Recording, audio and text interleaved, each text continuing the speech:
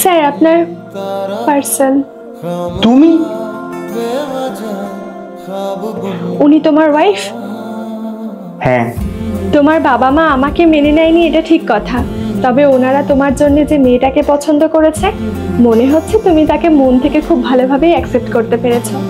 যাক, ভালো হলেই মঙ্গল। তোমার বিয়ে হয়ে গেছে? না, বিয়ের আগেই আমার বাবা মা জানতে পেরে যায় যে আমি প্রেগনেন্ট। সেই মুহূর্তে মাঝরাত্রিবেলা আমাকে ঘাড় ধাক্কা দিয়ে বাড়ির থেকে বের করে দেয়। একটা সরকারি হসপিটালে আমি একা আমার সন্তানের জন্ম দিয়েছি। আমাদেরও একটা 1 বছরের মেয়ে আছে। তাই? আমারও একটা মেয়ে আছে, তার এই 2 বছর বয়স। সে কিন্তু প্রচুর কথা বলতে পারে, পুরোপুরি আমার মতো হয়েছে। তুমি আমাকে ফোন করোনি কেন? 17 জানুয়ারি আমি তোমাকে অনেকবার ট্রাই করেছি, কিন্তু তুমি একবারও রিসিভ করোনি। আসলে ওই দিন আমার বিয়ে ছিল, তাই তোমার সাথে কথা বলতে পারিনি।